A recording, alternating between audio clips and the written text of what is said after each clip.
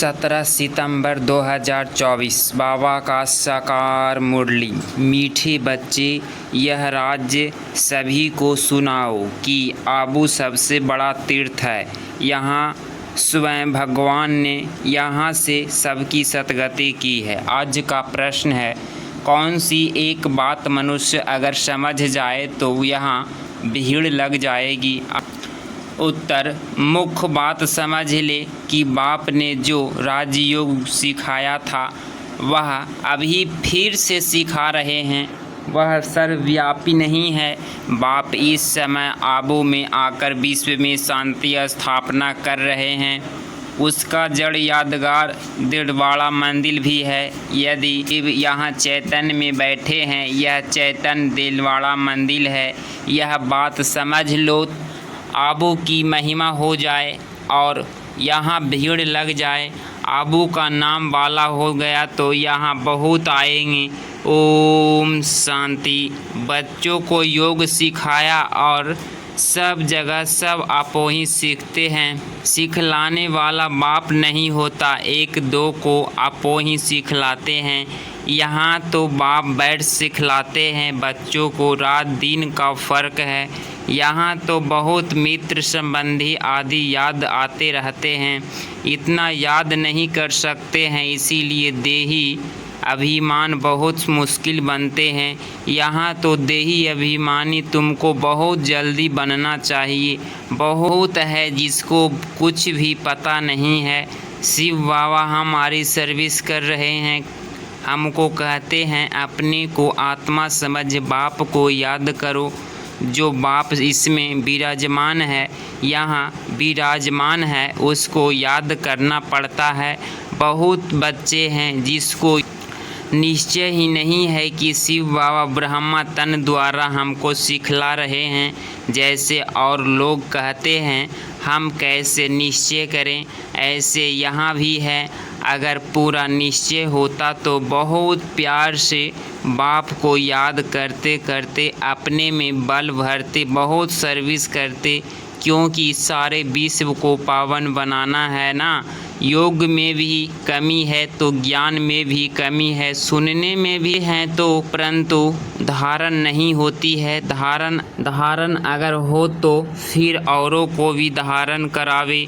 बाबा ने समझाया था, वो लोग कॉन्फ्रेंस आदि करते रहते हैं, विश्व में शांति चाहते हैं, परंतु विश्व में शांति कब थी, किस प्रकार हुई थी, वह कुछ भी नहीं जानते। किस प्रकार की शांति थी वह चाहिए ना। यह तो तुम बच्चों ही जानते हो। विश्व में सुख शांति की स्थापना अब हो रही है। बाप आया हुआ है। कैसे? यह दिलवाड़ा मंदिर है, आदि देव भी है और ऊपर में विश्व में शांति का नाराज भी है। वहाँ कहाँ भी कॉन्फ्रेंस आदि में तुमको बुलाते हैं, तुम पूछो विश्व में शांति किस प्रकार की चाहिए। इन लक्ष्मी नारायण के राज्य में विश्व में शांति थी। वह तो दिलवाड़ा मंदिर में बहुत पूरा यादगार है। विश्व में शांति का सैंपल तो चाहिए ना। लक्ष्मी नारायण के चित्र से भी समझते नहीं हैं, पत्थर बुद्धि है ना, तो उन्हों को बताना चाहिए कि हम बता सकते हैं। विश्व में शांति का सैंपल एक तो यह लक्ष्मी नारायण है और फिर इन्हों की राजधानी भी देखना चाहते हो तो वह भी दिलवाड़ा मंदिर में चलकर देखो। मॉडर्न ही दिखाया जाएगा। वह चलकर आबू में देखो। मंदिर बनाने वाले खुद नहीं जानते हैं, जिन्होंने ही बैठ यह यादगार बनाया है, जिसका दिलवाड़ा मंदिर नाम रख दिया है। आदि देव को भी बिठाया है, ऊपर में स्वर्ग भी दिखाया है। जैसे वह जड़ है वैसे तुम चैतन्य, इनको चैतन्य दिलवाड़ा नाम रख सकते हैं, परंतु पता नहीं कितनी भीड़ हो जाए, मनुष्य भी मूंझ जाए कि फिर क्या है। बहुत बच्चे भी नहीं समझते हैं, भल दर पे पास में बैठे हैं, समझते कुछ भी नहीं। प्रदर्शन में अनेक प्रकार के मनुष्य जाते हैं। ढेर मत पंथ है, वैष्णव धर्म वाले भी वैष्णव धर्म का अर्थ नहीं समझते हैं। श्री कृष्ण की बादशाही यहाँ है, जानते ही नहीं। श्री कृष्ण की राजाई तो भी स्वर्ग वैकुंठ कहा जाता है।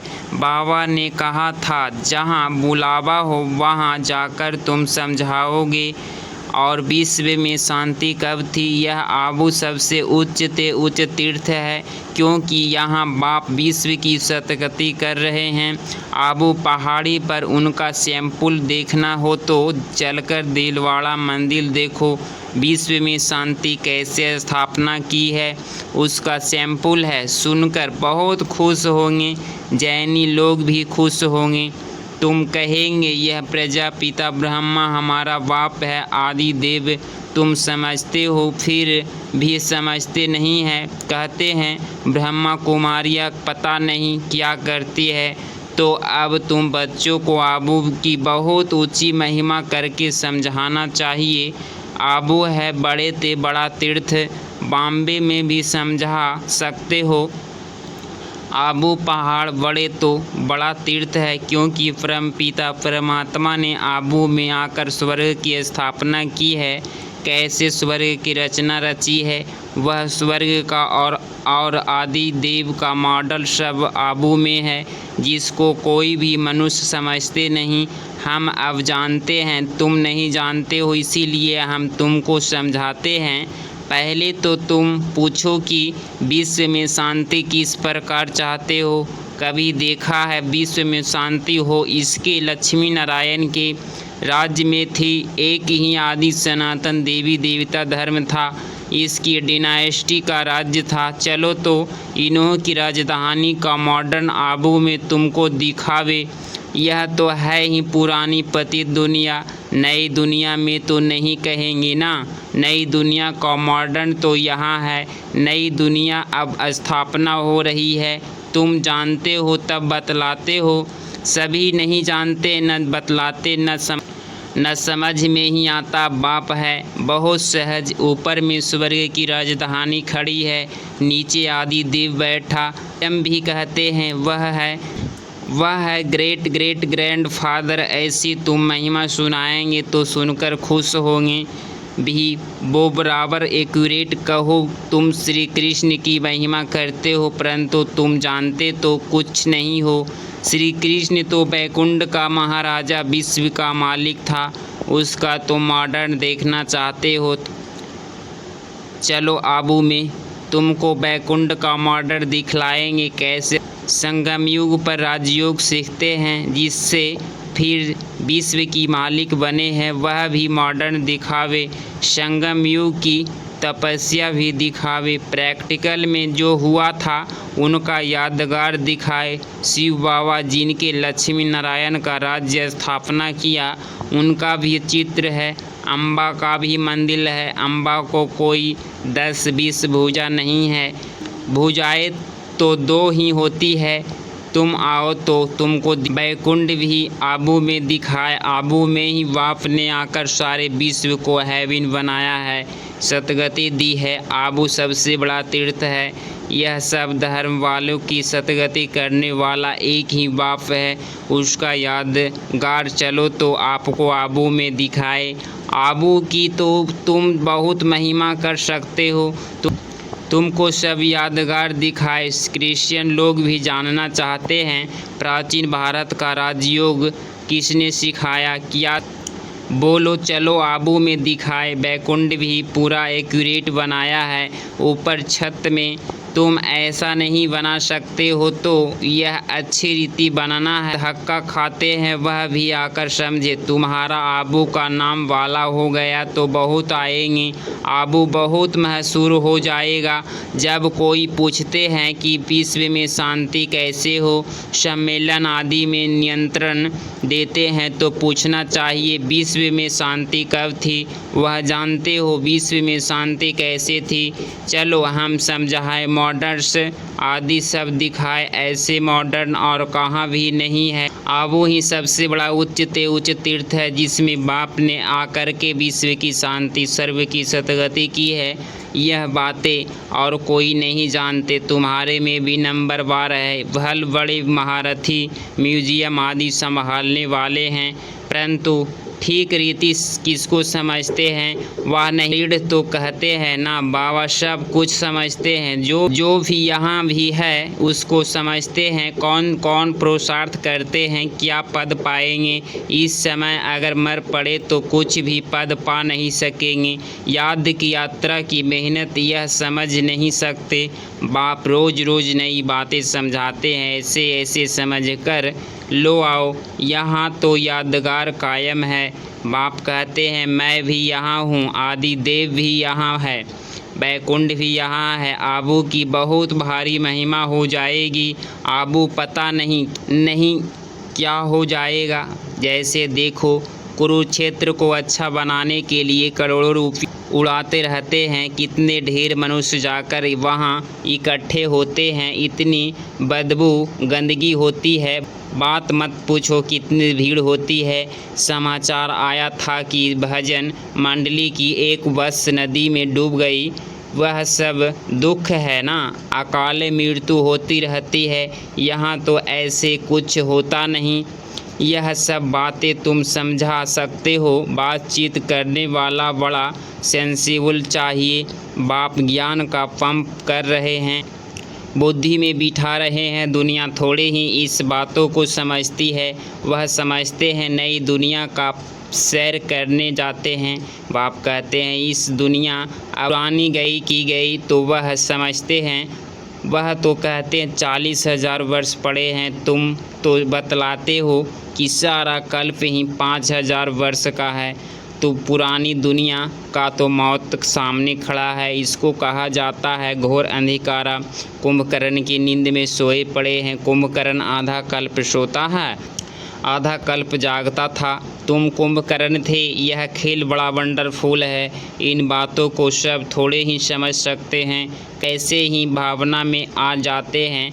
सुनते हैं यह सब जा रहे हैं तो चल पड़ते हैं, उसको बताते हैं। हम शिव बाबा पास जाते हैं। शिव बाबा स्वर्ग की स्थापना कर रहे हैं। उस बेहद का बाप को याद करने से बेहद का वर्षा मिलता है। बस तो वह ही कह देते शिव बाबा हम आपको बच्चे हैं, आपसे वर्षा ज़रूर लेंगे, बस बेड़ा पार है। भावना का भाड़ा देखो कितना मिलता है। भक्ति मार्ग में तो है अल्पकाल का सुख। यहाँ तुम बच्चे जानते हो बेहद का बाप है से बेहद का वर्षा मिलता है। वह तो है भावना का कल्पकाल के सुख का भाड़ा। यहाँ तुमको मिला है 21 जन्मों के लिए भावना का भाड़ा। बाकी साक्षात्कार आदि में कुछ है नहीं। कोई कहते हैं साक्षात्कार हो तब बाबा समझ जाते हैं। तुम भी समझा नहीं है। साक्षात्कार करना है तो जाकर नौधा भक्ति करो, उससे कुछ मिलता है नहीं। किसके करके दूसरे जन्म में कुछ अच्छा बन पड़ेंगे। अच्छा भक्त होगा तो अच्छा जन्म मिलेगा। यह तो बाप ही न्यारी है। यह पुरानी दुनिया बदल रही है। बाप है ही दुनिया बदलने वाला। यार खड़ा है ना, बहुत पुराना मंदिर है, कुछ टूटता रहता है तो मरम्मत कराते रहते हैं, परंतु यह तो सब विनाशी चीज़ें हैं। बाप समझाते हैं बच्चे, एक तो अपने कल्याण के लिए अपने को आत्मा समझ बाप को याद करो तो विकर्म विनाश होंगे। पढ़ाई की बात है बाकी। यह तो मथुरा में मधुबन कुंज गली आदि बैठ बनाया है, वह कुछ भी नहीं, ना कोई गोपियाँ का खेल है। यह समझाने में बड़ी मेहनत करनी पड़ती है। एक एक पॉइंट्स अच्छी रीति बैठ समझाओ। कॉन्फ्रेंस आदि में भी चाहिए योग वाला। तलवार में जौहर नहीं होगा जिसको तीर लगेगा नहीं। तब बाप भी कहते हैं अभी देरी है, अभी मान लो तो परमात्मा सर्वव्यापी नहीं है तो भीड़ लग जाए, परंतु अभी टाइम नहीं है। एक बात मुख समझ जाए कि राजयोग बाप ने सिखाया था, जो इस समय सिखला रहे हैं, इसके बदले नाम उसका डाल दिया है जो कि अभी सावरा है। कितनी बड़ी भूल है जिससे भी तुम्हारा बेड़ा डूब गया है। अब बाप समझाते हैं, यह पढ़ाई सोर्स ऑफ इनकम है। स्वयं बाप मनुष्य को देवता बनाने के लिए पढ़ाने आते हैं। इससे पवित्र भी जरूर बनना है, दैवी गुण भी धारण करने हैं। नंबरवार तो होते ही हैं, जो भी सेंटर्स है सब नंबरवार है। यह सारी राजधानी स्थापना हो रही है, मासी का घर थोड़े ही है। बोलो स्वर्ग कहाँ जाता है सतयुग को, परंतु यहाँ का राज्य कैसे चलता है। देवताओं का झुंड देखना तो चलो आबू में, और कोई ऐसी जगह नहीं जहाँ ऐसे छत में रजाई दिखाई दे। भल अजमेर में स्वर्ग का मॉडल है, परंतु वह तो और बात है। यहाँ तो आदि देव कितने और कैसे स्थापना किया, यह तो एक्यूरेट यादगार है। अभी हम चैतन्य दिलवाड़ा नाम रखते, जब मनुष्य खुद समझ जाएंगे तो आप वही कहेंगे कि तुम लिखो। अभी नहीं, अभी तो देखो थोड़ा हैं, क्रोधी बहुत होते हैं। देह अभिमान है ना, देही अभिमानी तो बहुत हो न सके, सिवाय तुम बच्चों की पुरुषार्थ करना है। ऐसे नहीं कि जो नसीब में होगा। पुरुषार्थी ऐसे नहीं कहेंगे, वह तो पुरुषार्थ कहते रहेंगे। फिर जब फेल होते हैं तब कहते हैं तकदीर में जो था अच्छा। मीठे मीठे सीख लदे बच्चों प्रति माता पिता बाप दादा का याद प्यार और गुड मॉर्निंग। रूहानी बाप की रूहानी बच्चों को नमस्ते। धारणा के लिए मुख्य 7 पॉइंट। नंबर फर्स्ट, देही अभिमानी बनने का पूरा पुरुषार्थ करना है। कभी नहीं सोचना है कि जो नसीब में होगा। सेंसिबल बनना है। पॉइंट नंबर 2, ज्ञान सुनकर उसे स्वरूप में लाना है। याद का जौहर धारण कर फिर सेवा करनी है कि सबको आबू महान तीर्थ की महिमा सुनानी है। आज का स्लोगन है, एक बाबा शब्द की स्मृति से याद और सेवा में रहने वाले सच्चे योगी सच्चे सेवाधारी भव। स्पष्टीकरण, आप बच्चे मुख से वह मन से बार बार बाबा शब्द कहते हो। बच्चे तो हो, बाबा शब्द याद आना तो सोचना ही योग्य है, और मुख से बार बार कहना ही बाबा ऐसे कहते हैं। बाबा ने ये कहा, यही सेवा है। लेकिन इस बाबा शब्द का कोई दिल से कहने वाला है, कोई नॉलेज के दिमाग से। जो दिल से कहते हैं उन्हें दिल में सदा प्रत्यक्ष प्राप्ति, खुशी और शक्ति मिलती है। दिमाग वालों को बोलने समय खुशी होती, सदा काल की नहीं। आज का स्लोगन है, परमात्मा रूपी क्षमा पर फिदा होने वाले ही सच्चे परवाने हैं। परमात्मा रूपी क्षमा पर फिदा होने वाले ही सच्चे परवाने हैं। अगर इस चैनल पे आप डेली मोडली सुनते हैं तो चैनल को ज़रूर सब्सक्राइब करें और प्यारा सा लाइक ज़रूर करें। ओम शांति।